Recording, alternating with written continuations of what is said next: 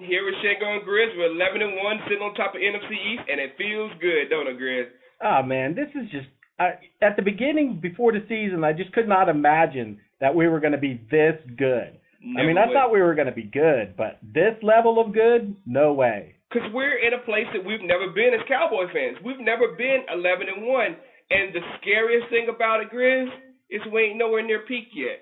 We still have not played a great game. I agree with that, man. This team has not reached its potential yet. It still makes, mistakes and has slow periods and, all of that, but yet they are crushing the teams that are put in front of them. It's amazing. Yeah. I want to get your thoughts on this. On my video, I said that two things. If we had lost this game, the coaching staff really would have had to own up on a lot, because that 12 men on the field should never happen, Mr. Stewart. And then the 4th and 2 running and putting the power package in and running Jones right behind the line. I thought that was just horrible call by Jason Garrett. What did you think about it? Yeah, I didn't. I could even go more on that one, because I was a little unsure of whether we should have gone for it or not. I mean, that would have been about a 48-yard field goal for Falk, and the guy's automatic. So I kind of thought, it wasn't 4th and 1. It was really more like a 4th and 2 or in between there. Yeah, it was 4th and 2. Yeah, so I'm thinking, take the points, come out at halftime, take the points.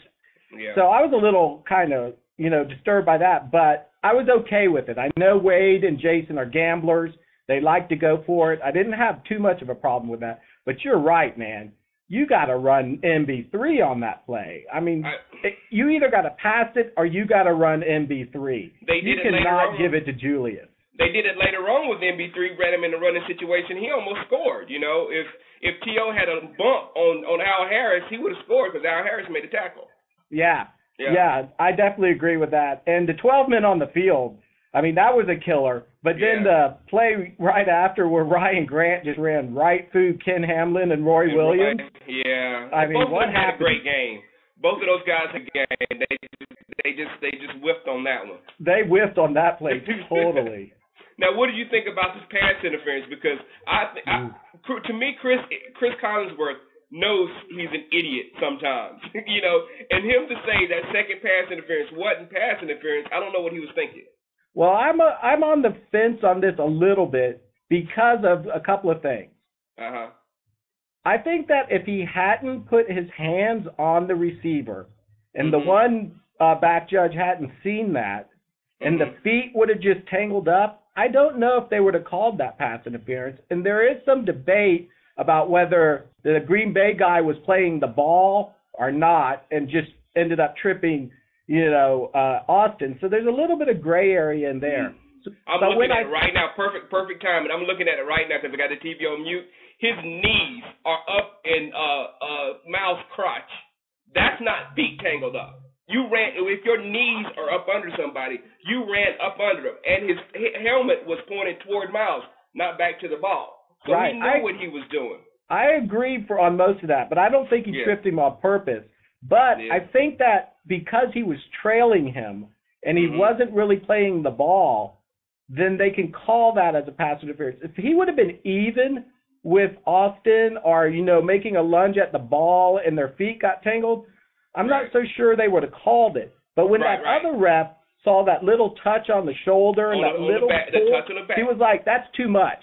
That's like a cop who sees you speeding and decides to let it go, but then you run the red light right after that. He's like, I can't let it go. Exactly, and that's what I said. If you let that go, then that's going to be another tactic for quarterbacks in the league. Put their arms up and throw their knees up in your thighs, when they're running with you. So for me, I think it was the right call, but I understand how some people got a little upset about it. Okay. All right, cool. That's why we love Grizz. He keeps it always even keel. Now, and your boy from training camp actually showed up in this game. Fasano played an awesome game. I thought him and Witten changed jerseys at the first half or something. But and your boy Jason Hatcher. Yeah, man, Fasano. I mean, he's kind of like a forgotten guy on the team sometimes, even though he does a really good job in blocking, and we don't always notice that. But for him to finally get in the end zone and That was just a great play by Romo of holding the safeties to the last second and just flinged it right. I mean, when Romo sees someone, the time between the moment he sees them and the release of the ball, it is so fast, and that's why he is so good back there. But, Fasano, all right. Glad to see that guy get on the board. My boy. And Romo, sans those 2 plays right before half where he was kind of off, where he overthrew Witten and stuff, he was almost perfect that game. He played incredible. Yeah, I mean, 4 TDs again. He has 4 TDs, and we're just like, oh, that's another Romo game. Another 4 TDs on the board. Yeah, nothing big. But, it's weird. Every game, Romo seems to have this one little stretch where he couldn't throw it in the ocean. Yeah. But it's usually just like 1 or 2 series, and the rest of the time he's just terrorizing defenses.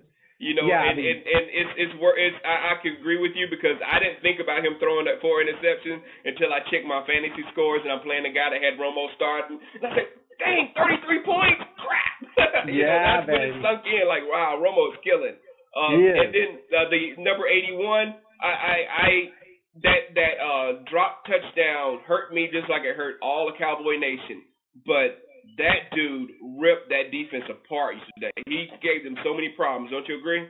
Oh, yeah, man. I wrote about that on the blog, how that one image of him dropping that pass and Al Harris catching it somehow was blotting out this huge monster night that he really had, And without him in the first half, I mean, he was just killing them.